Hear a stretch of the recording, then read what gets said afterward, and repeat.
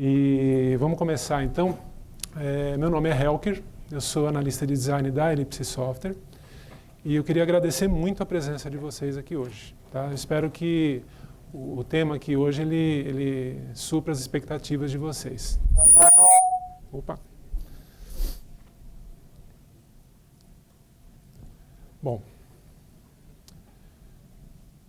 eu vou falar sobre o desenvolvimento de interfaces industriais de alta performance visual. Tá? Então, uma interface industrial, o que ela seria? É uma camada de software que criamos para que o operador interaja com o processo.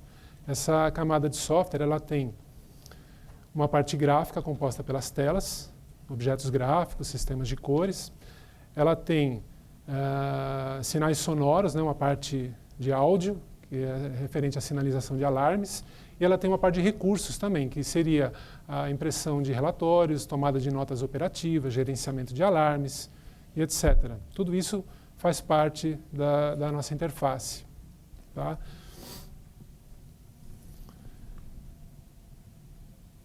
E nesse caso aqui, eu vou tratar apenas da parte visual hoje, né? Essa daqui seria a carinha de um software, de uma interface feita dentro dessa metodologia de alto desempenho visual.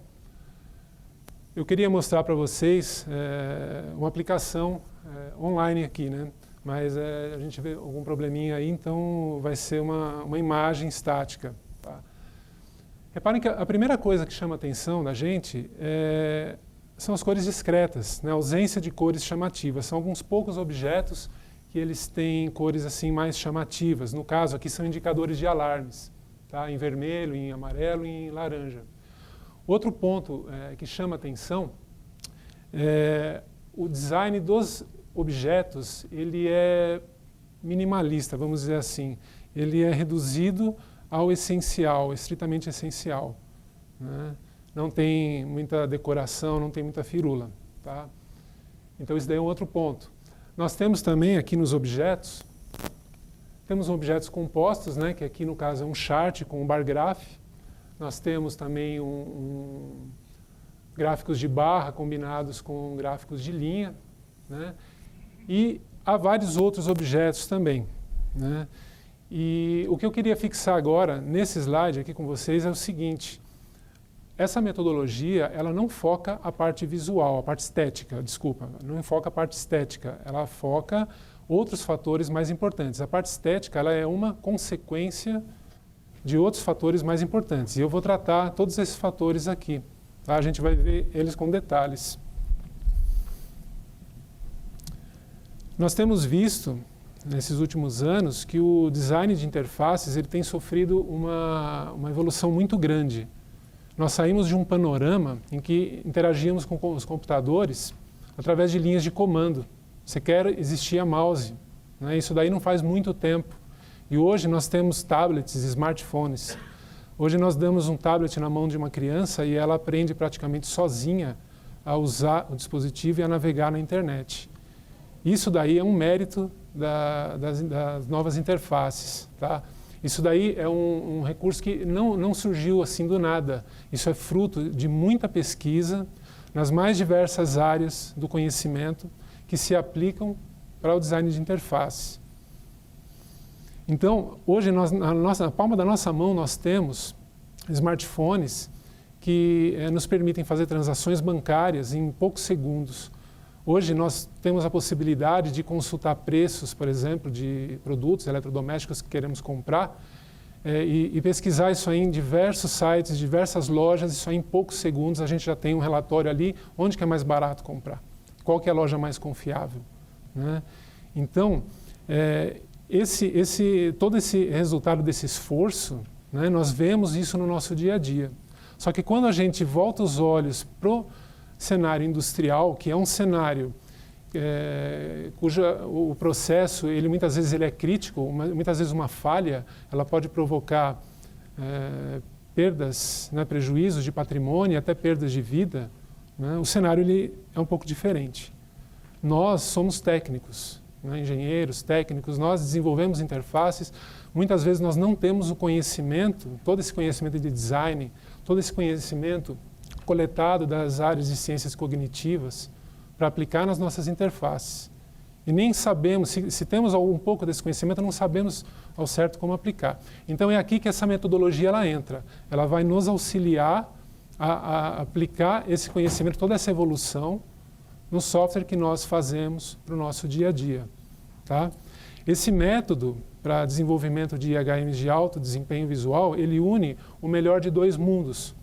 De um lado, o resultado dessas ciências cognitivas, né, de todas essas pesquisas das ciências que envolvem aí a aquisição do conhecimento, né, nossa percepção, aquisição, processamento de informação. Ele une isso com a experiência da indústria aeronáutica, que é uma indústria que é referência na área de segurança. Tá? Então, muitas vezes a gente questiona, né, até que ponto vale a pena eu mexer na minha interface, em termos até de custo, né, em troca de uma segurança assim, que talvez não seja necessária. Né? Muitas vezes a gente questiona isso, a gente faz interface muito preocupado com prazo, né, e é difícil mesmo, mas é uma realidade. Né? Então, uma falha em um processo, ela pode causar grandes prejuízos ou até perdas de vida. Né? Então, é importante, é essencial que a nossa interface ela ajude a prevenir essa ocorrência de falhas. Tá? Foram realizados estudos pela ASM Consortium, né, e a Nova Chemicals, confrontando essa metodologia com as IHMs tradicionais. E os números eles falam por si só. Né? A detecção de anormalidades antes que um alarme ocorresse, ela teve um salto, né, de 10% para 48% nessas pesquisas aí, nesses testes. E nessas situações, o sucesso ao lidar com essas anormalidades, ele também foi bem maior, né, 26% a mais. Tá? E o tempo de interferência para completar essas tarefas, né, em condição de anormalidade, ele caiu de quase 20 minutos para pouco mais de 10 minutos. Então, resumindo, esses números eles falam para a gente o quê? Eles falam que nós podemos reduzir custos motivados por anormalidades e até mesmo salvar vidas apenas mudando a usabilidade da nossa interface. Isso é muito importante. Só que quando a gente fala em usabilidade de interface, nós temos apenas uma ideia vaga do que isso aí significa. Né? Normalmente a gente pensa, se um software ele tem boa usabilidade, ele é fácil de usar, de fato. Né? Só que existe uma norma que define isso, que é a ISO 9241. A parte 11 dessa norma, ela trata exclusivamente sobre usabilidade. E ela fala o seguinte: um sistema, para ele ter uma boa usabilidade, ele tem que ser efetivo. Isso significa que ele tem que completar a tarefa que ele se propõe de forma completa. Tá? Ele tem que ser eficiente, ele tem que fazer isso com o mínimo de gasto de recursos possível, tá? E ele tem que proporcionar satisfação para o usuário. Isso é o que fala a norma. Né? Quando a gente fala de satisfação no meio industrial, ele parece que soa um pouco fora de contexto. Né? Satisfação, muitas vezes a gente é levado a acreditar, isso aí seria mais adequado para um site de compras, né? Uma loja virtual, um joguinho. Né? Só que existem pesquisas sérias feitas na área de design emocional que já perceberam o seguinte: quando nós temos duas aplicações idênticas em funcionalidade, só que uma delas é agradável e a outra não, a outra tem cara de desenvolvedor, né, com os botões de qualquer jeito, do jeito que a gente faz a coisa na correria. As pessoas, todos nós, temos a tendência de achar muito mais fácil de usar a interface agradável, só que elas têm as mesmas funcionalidades. Apenas uma é mais agradável que a outra. Ora, se ela é mais fácil de usar para nós, isso significa que ela também vai ser mais fácil de aprender, porque nós vamos colocar mais atenção nela. Tá? Nós vamos conseguir memorizar mais facilmente onde as coisas se encontram nessa interface. E nós vamos errar menos. Então, reparem que eu estou falando aqui de fatores humanos, não estou falando de programação. Né? Facilidade de aprendizado, nós vamos memorizar com mais facilidade e nós vamos errar menos. Errar é humano? Errar é humano. Né? E se a usabilidade da nossa interface ela é boa, ela vai permitir que a gente erre menos. Tá? A nossa interface industrial, para que ela seja segura, ela tem que ter boa usabilidade. Isso aí é fundamental.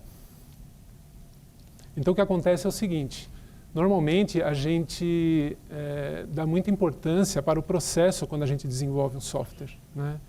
E a proposta aqui é inverter isso daí, é dar mais importância para o usuário, porque é o usuário que vai operar o processo, é o usuário que muitas vezes vai cometer erros. Então a gente deve priorizar a ação no usuário ao invés do processo.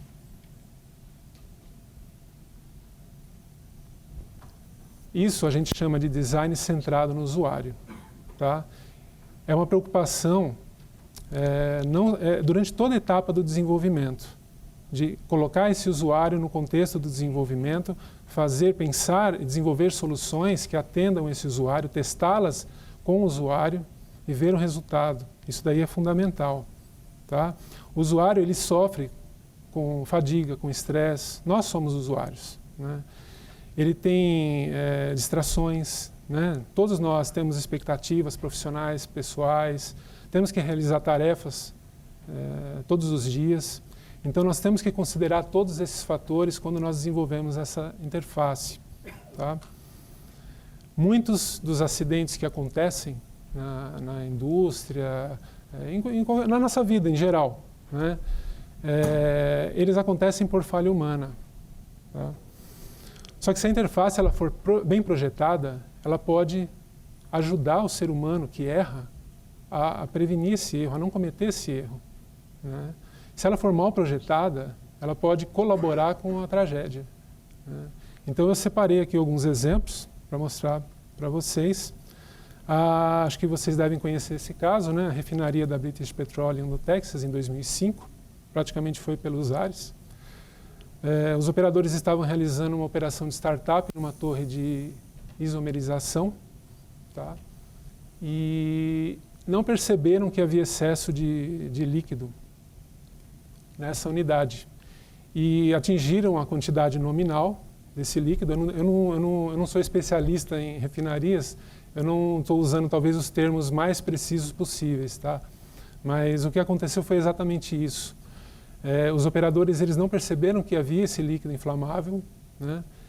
E continuaram permitindo a entrada desse líquido. Então, esse líquido acabou transbordando da torre, invadiu outras áreas e eles não perceberam.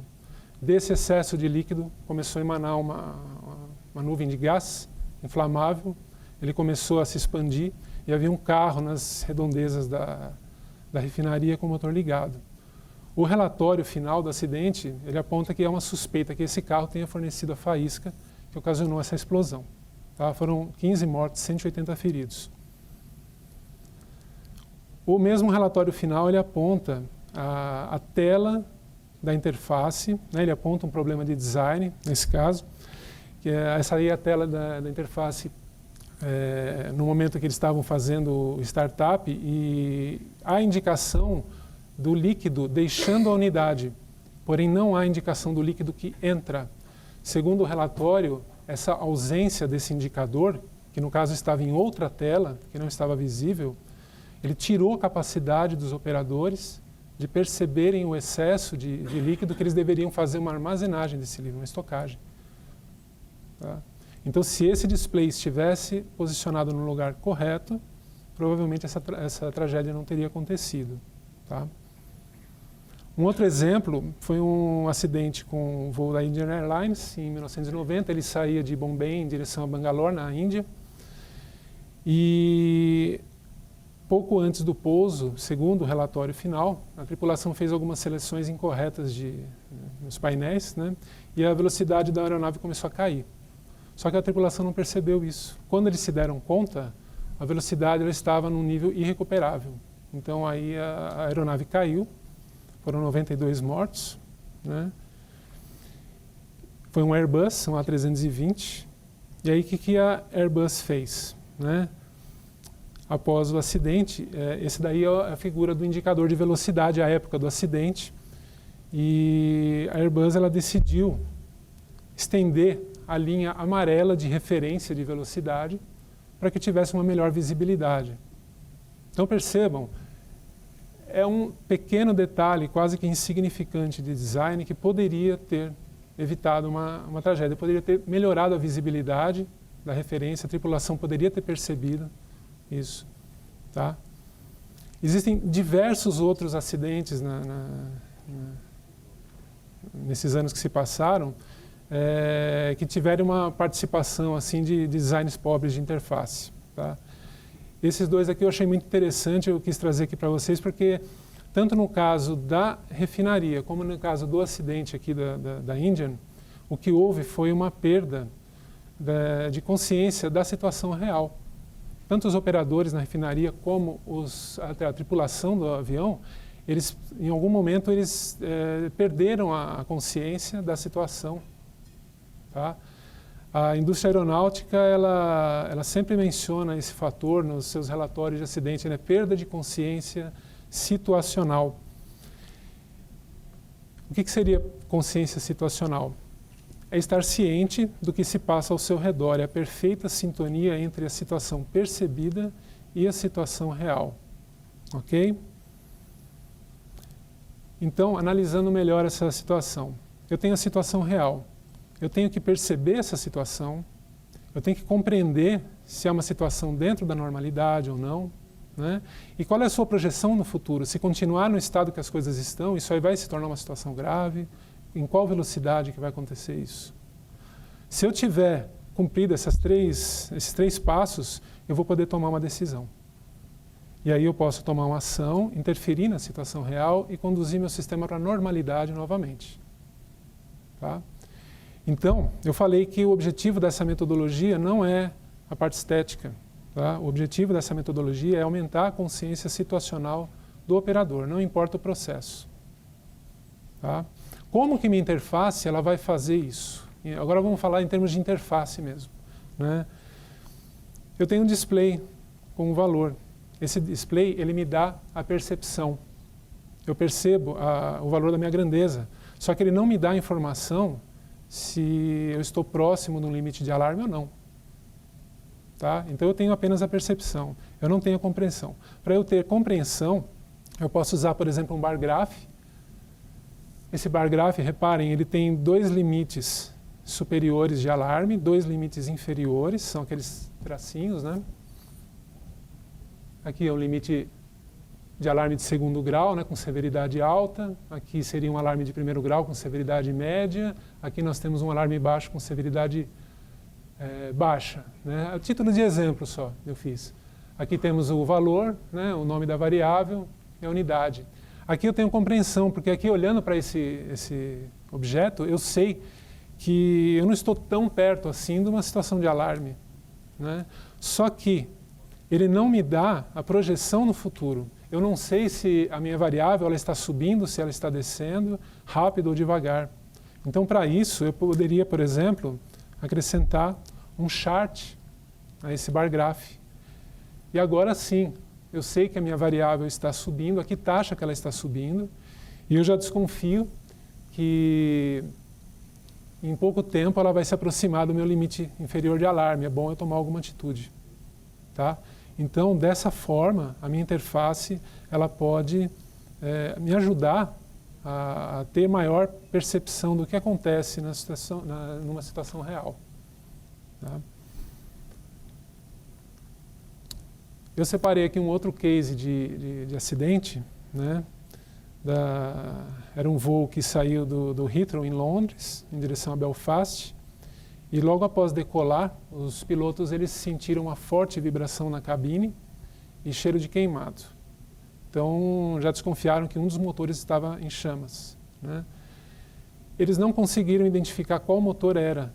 E eles acabaram desligando um dos motores. A vibração cessou de imediato.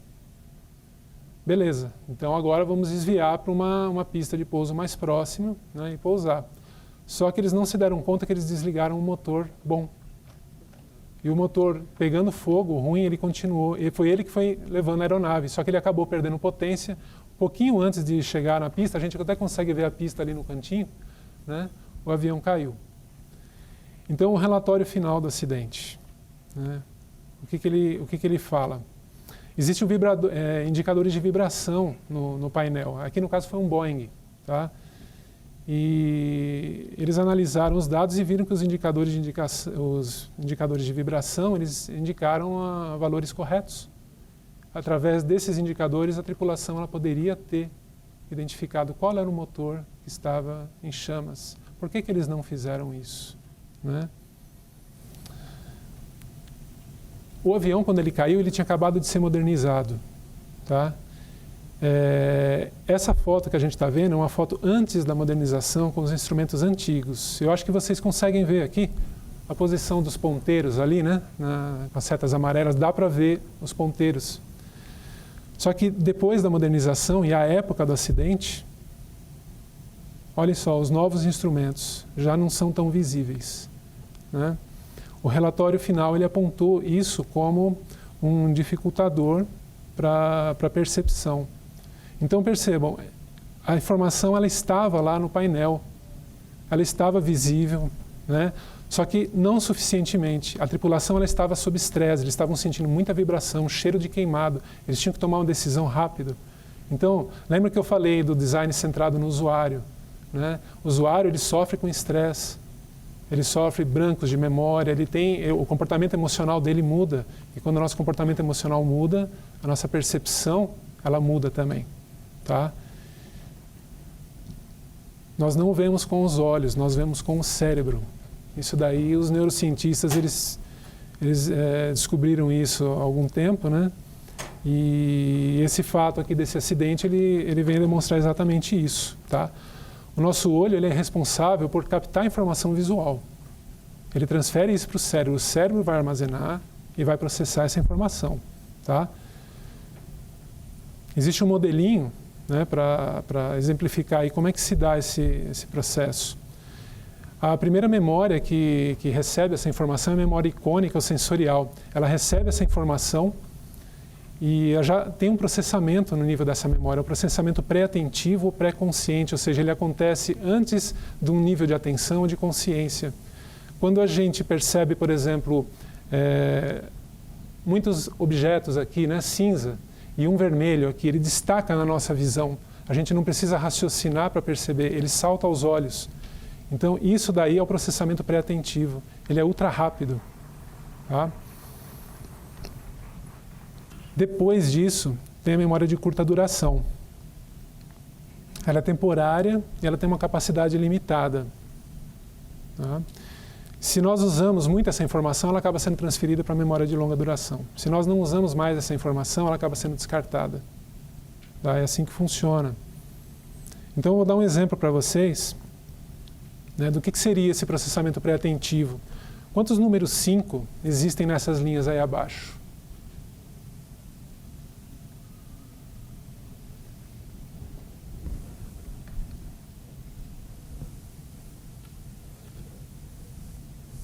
São menos de 100, viu?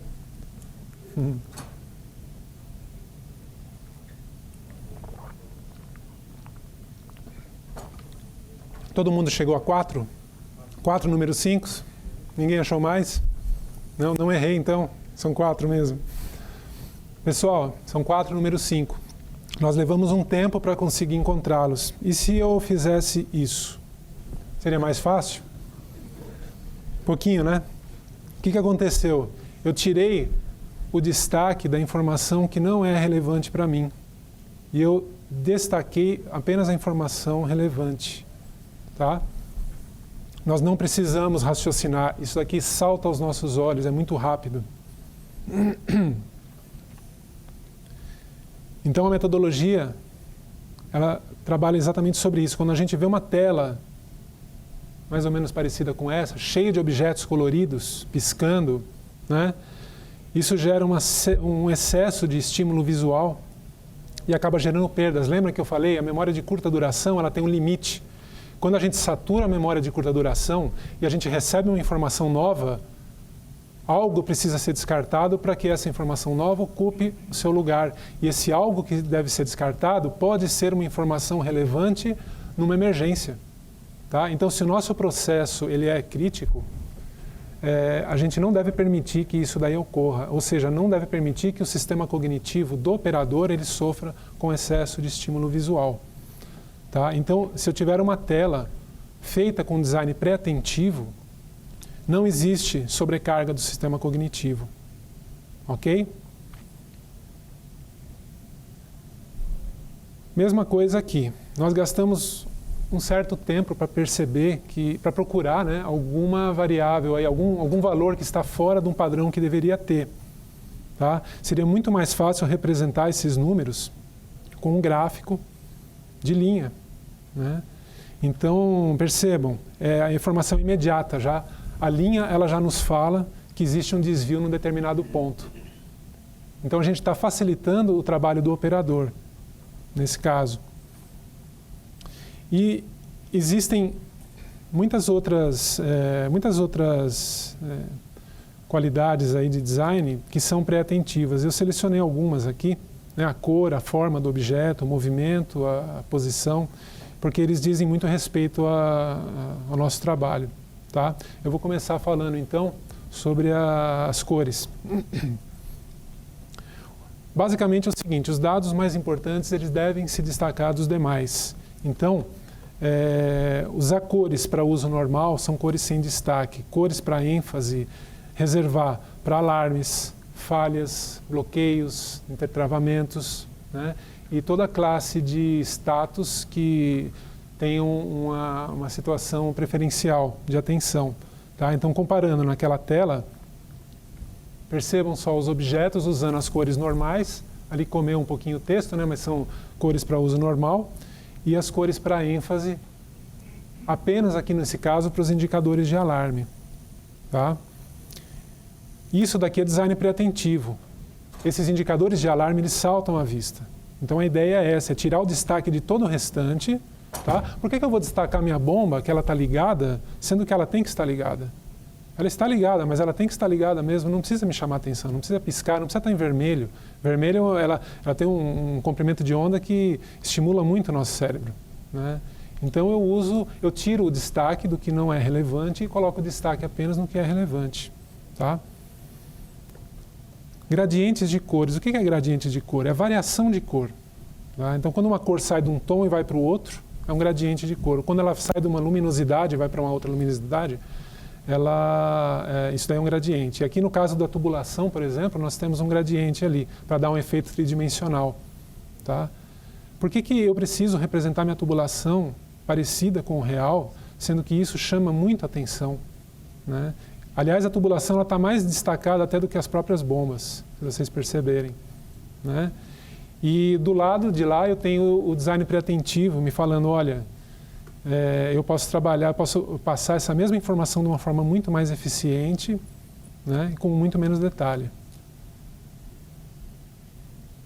Aqui um outro conceito que é o seguinte, existe um excesso de pixels como função decorativa, em inglês o non-data pixels. Tá? E do lado de lá, a metodologia ela propõe o quê? A remoção, de preferência total, de pixels que não tenham representação de dados, de informação.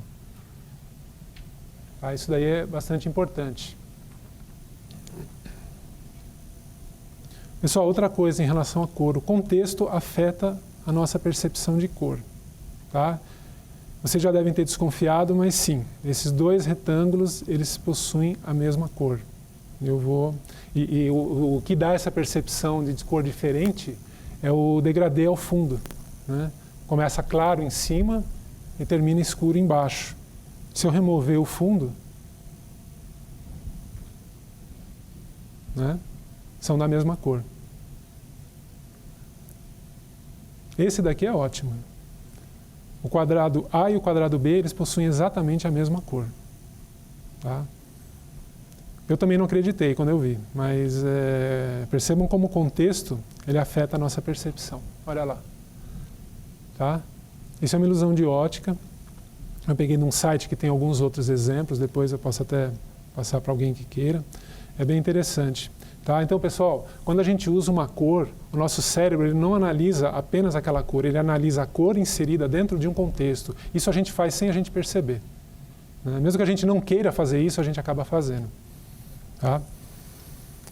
Eu vou falar um pouquinho agora também sobre a forma dos objetos. Como que a gente pode usar a forma dos objetos, aproveitar, né, tirar recurso disso daí de forma pré-atentiva.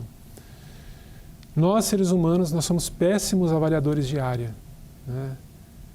É muito difícil a gente dizer esse círculo maior, vermelho, quantas vezes ele é maior exatamente que o menor. É 2 vezes, 3 vezes, 4 vezes. A gente pode até chutar, mas assim, com precisão mesmo, os computadores eles são muito melhores que a gente. Tá? Se a gente usa um gráfico de tipo torta, melhora um pouquinho, né? Mas ainda não é ideal. Se eu quiser representar quantidade, é mais indicado eu representar por linha, um comprimento de linha. Aí no caso, o bar graph que a gente usa para representar quantidade, ele está correto, ele é bastante eficiente nesse sentido. Tá? Uma outra questão, quando a gente faz uma interface, será que a gente se preocupa em hierarquizar a informação que a gente coloca nela? Estabelecer, criar hierarquias de dados? Né? Isso que eu estou falando para vocês são descobertas de psicólogos no começo do século passado. Né? Eles descobriram, nós seres humanos, nós temos essa característica de, por exemplo, ver vários objetos do mesmo tamanho e se um deles é maior, a gente já atribui a esse objeto uma importância hierárquica diferenciada. Tá? Então, como é que a gente pode aproveitar esse recurso para a nossa interface? Por exemplo, eu citei aqui um exemplo, tá? Mas pode ter mais. Quando eu coloco o título da minha tela bem grande, depois eu coloco um subtítulo, né, de um grupo ali de valores, e eu vou diminuindo o tamanho desses subtítulos, isso daí a gente intuitivamente, né, instintivamente, o operador ele já vai identificar como classes hierárquicas diferentes, sem ninguém ter ensinado para ele. Isso é natural da gente, é da nossa natureza. Tá? Os valores analógicos ali indicados, eles têm o mesmo tamanho. Não é à toa, eles têm que ter o mesmo tamanho, porque eles têm o mesmo grau de importância. Tá? Então, quando a gente usa um pacote do tipo Office, que a gente coloca ali um cabeçalho 1, cabeçalho 2, né, e o tamanho vai mudando, isso daí é altamente indicado a gente fazer isso também na nossa interface. Tá? Além de dar a sensação de organização, que é importante, né, se a gente quer uma interface bonita, né, esteticamente, também passa para o operador o que é mais importante, o que é mais relevante, ou não. Agrupamentos, né? Se a gente quiser agrupar objetos, o recomendado é usar um contorno ao redor desses objetos ou um fundo sombreado. Isso daí também, o operador com certeza ele vai perceber, ele vai entender que aqueles objetos que estão dentro daquela moldura, eles compartilham alguma característica, eles têm algo em comum. Tá? Então, na minha interface, eu posso emoldurar as minhas informações, tá? Ou colocar um fundo diferenciado. Bom, eu falei sobre cor, eu falei sobre forma, e agora eu vou tocar num assunto que assim, praticamente inexiste assim, no desenvolvimento de interfaces. Tá? É sobre acessibilidade. Eu vou falar sobre o daltonismo. O que seria o daltonismo? Ele é um distúrbio visual que impede a pessoa de diferenciar algumas cores. Então aqui eu coloquei alguns exemplos, né? O vermelho e o verde, até 8% dos homens, 0,5% das mulheres. O azul e amarelo, 1 em cada 10 mil pessoas. E a cromatopsia completa, que é a pessoa, ela praticamente não percebe cor nenhuma, 1 em cada 30 mil pessoas. Esses distúrbios, eles ocorrem em maior ou menor grau, dependendo de cada um de nós. Tá? Muitos de nós aqui podemos ter algum pequeno distúrbio de cor num dos olhos, não precisa ser necessariamente nos dois. Né? Mas, pessoal, 8% dos homens é um número significativo. Significa que a cada 12 homens, ele tem essa deficiência em algum grau. Tá? Então, a gente não pode descartar isso. Se a gente faz um software que ele usa as cores para passar uma informação crítica, né, e ainda mais num ambiente que é predominantemente masculino, como é um ambiente industrial, então é bom a gente considerar isso. Tá? Como é que a gente considera isso? Aqui eu coloquei um exemplo, eu mesmo fiz muito disso. um display com fundo branco, a letra branca, né, a fonte branca, para indicar a situação normal, e os amarelinhos indicando alarme, né? Isso eu acredito que seja bastante comum. Se nós gerarmos uma imagem preto e branco dessa imagem aqui, nós vamos ter uma ideia se o nosso software é acessível ou não. Preto e branco, o que a gente fala é a linguagem popular, tá? O termo técnico correto é tons de cinza, tá? Na imagem tons de cinza, a gente vê que praticamente não tem diferença entre o que era branco e o que era amarelo. Então, uma pessoa que ela tenha um distúrbio visual, pequeno que seja, ela pode sofrer alguma dificuldade para decifrar esses valores aí, tá? O indicado aqui seria separar essa indicação de alarmes, né, em outros objetos, né, alterando a sua forma. Percebam que aí, mesmo em tons de cinza, fica muito mais fácil identificar, tá? Essa aqui seria a sugestão para indicação de alarmes, né? O contraste luminoso grande, ele também é muito fácil de identificar. O que seria um contraste luminoso? Se nós extrairmos, nós temos uma série de cores, se nós extrairmos toda a informação de cor, o que vai sobrar é a informação luminosa, tá? Então reparem que, por exemplo, o amarelo aí está claro que ele é uma cor clara, né, em contraste com o azul, que é uma cor mais escura. Agora o vermelho e o verde, vejam só, eles têm um contraste de tom. Eles são bem distintos, os tons, só que quando eu tiro a informação de cor e vejo só a informação luminosa, eles têm praticamente a mesma luminosidade, tá? Então, se eu tiver minhas bombas representadas em vermelho e verde, isso daí representa um problema, tá? Porque são cores muito próximas. Então, o mais indicado aí seria usar contrastes maiores de cor. Por exemplo, uma cor clara, mais clara que o fundo, e uma cor mais escura que o fundo, para designar diferentes status. Tá? No caso aqui, a sugestão é mais claro que o fundo ligado, mais escuro que o fundo desligado, e um status intermediário com a mesma cor de fundo para um estado qualquer. Aqui eu coloquei, por exemplo, inválido. Poderia ser algum outro. Ok? Como é que eu faço para gerar uma imagem preto e branco? Talvez nem todos tenham facilidade com isso. Eu dou um print screen na minha tela e eu uso um editor de textos, um editor de imagens, né? No caso aqui eu usei o Paint.net, poderia ser um Photoshop, um GIMP, né? O Paint do Windows, se eu não me engano, ele não tem esse controle que eu vou usar aqui, tá? O Paint.net eu gosto dele porque ele é gratuito e ele tem bastante recurso. Então, dentro do Paint.net, a minha imagem que eu capturei, eu vou em ajustes, cores, saturação, né? E vai ter um controle de saturação e eu deslizo esse controle até chegar no 0. E a minha imagem, no final, ela vai ser preto e branco. Simplesmente é isso. Eu tiro toda a informação de cor, tiro a saturação e deixo em 0.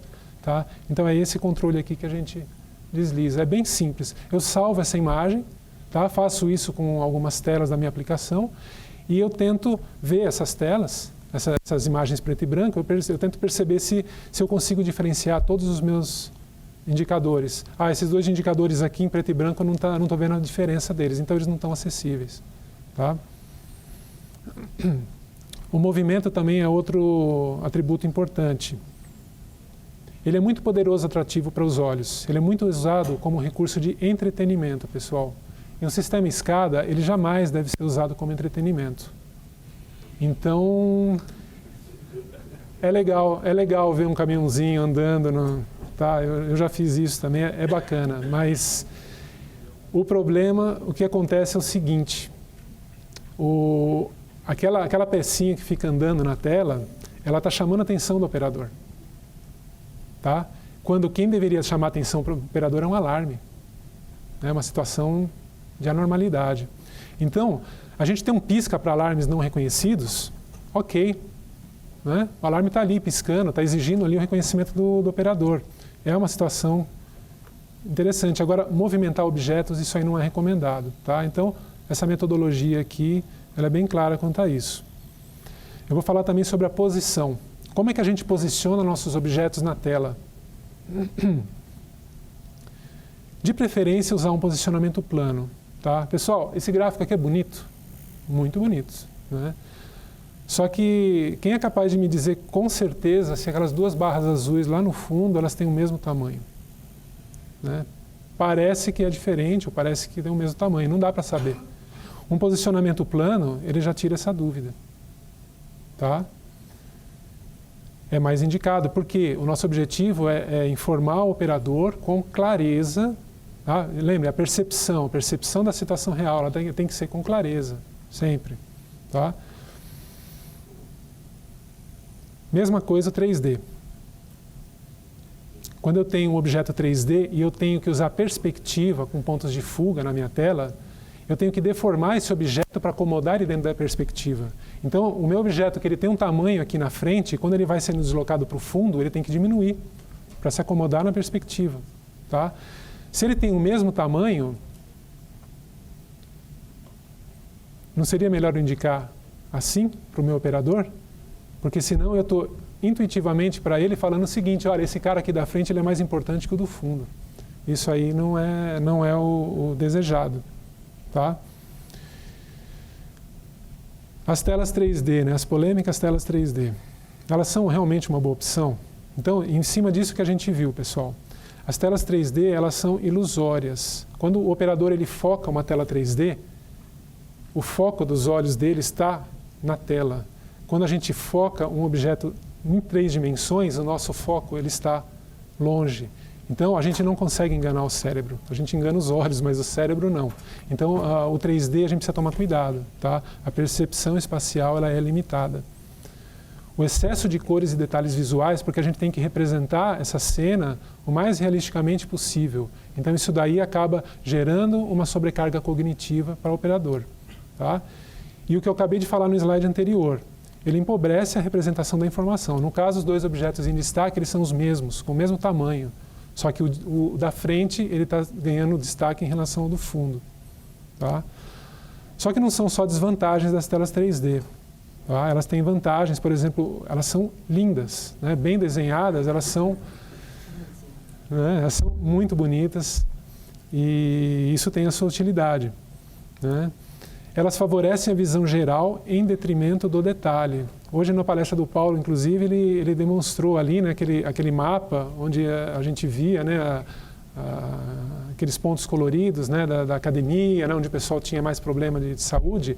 Imaginem ver aquilo num gráfico 2D. Né? É muito mais difícil da gente visualizar. Então, em 3D, para a gente ver uma área assim, geral, ele favorece muito. Tá? Então, isso daí é uma vantagem dele. Então, ela pode ser útil em telas demonstrativas. Tá? Se, por exemplo, na minha planta, sempre é comum receber escolas que vêm fazer excursões.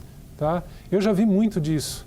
Né? Os operadores eles colocam na tela mais bonita que eles têm lá do sistema para mostrar para a garotada. Pô, legal, né? Para motivar eles. Por que não a gente ter uma tela no nosso sistema que tem essa finalidade? Não usar ela para operação, mas usar como função demonstrativa. Tá? Telas de navegação pela facilidade de percepção tridimensional.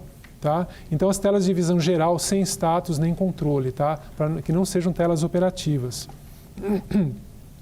Aqui eu fiz um exemplo, né? Só para finalizar o tema. Eu não posso ter uma tela que mescle objetos 3D com essa metodologia, que é 2D. Eu pensei em algo assim. Tá? Eu uso os objetos 2D. Né? Eu tenho aqui os meus bar graphs, né? As minhas bombas, a minha simbologia, só que eu tenho aqui também objetos 3D. Eles estão bem esmaecidos, eles estão quase que fundidos com o fundo da tela, né? Por quê? As cores não chamam a atenção, não é esse o objetivo. O objetivo que chama a atenção são os alarmes. Esses daqui eles têm que chamar a atenção. Apresentam uma estética melhor, tá? E não interfere na operação. Tá? Isso aqui é apenas uma ideia. Pode ser que existam outras soluções até melhores que essa, mas só para que vocês não pensem que eu não gosto de tela 3D, tá? Não é verdade, eu acho elas muito bonitas. Ok, pessoal? Então, se vocês tiverem alguma dúvida, por favor, fiquem à vontade para perguntar.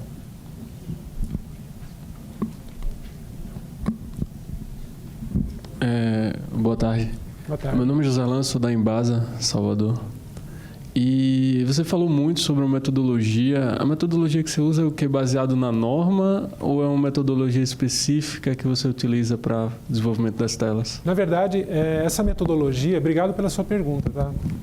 Essa metodologia a gente chama ela de alto desempenho visual, né? High Performance, HMI. Em inglês, essa referência ela é mais comum. Ela é um apanhado de ideias, como eu falei no começo, né? A gente vai unir aqui o melhor de dois mundos. Não existe uma norma específica, pelo menos até hoje, que fale como tem que ser essa metodologia. Então, por exemplo, a ASM Consortium, eles indicam essa metodologia, só que ela tem algumas diferenças, tá? Porque até pelo pioneirismo deles, né? Hoje é muito mais fácil a gente pegar o trabalho deles e melhorar. Então, pelo pioneirismo deles, a metodologia que eles apresentaram, ela até tem alguns pontos assim que eu diria até um pouquinho falhos, tá? Que eles podem ser melhorados. Mas assim, não existe uma norma específica para isso, tá? Essa apresentação aqui foi um trabalho de pesquisa que foi feito na Ellipse Software, tá? Com base no que tem de mais recente, com base no acerto da ASM Consortium e vasta literatura aí de apresentação de dados visuais, né? Então, isso daqui seria uma metodologia, uma boa prática que está começando a ser implantada nos processos industriais, principalmente lá no exterior. Tá? Aqui no Brasil, a nossa ideia é que isso daqui se propague. Tá? Inclusive, até foi bom você ter falado, eu acabei esquecendo de falar, existe uma biblioteca que nós pretendemos lançar até o final desse ano com esses objetos aqui para usarmos nas nossas aplicações. Tá? Então, o objetivo seria até usar esses objetos aqui numa aplicação que já existe. Eu tenho a minha aplicação, mas eu gostei desses bar graphs, eu gostei dos charts, por que não usá-los, né? Então, a ideia seria incorporar esses objetos numa aplicação existente. Tá? Respondi a sua pergunta? Alguém tem mais alguma dúvida?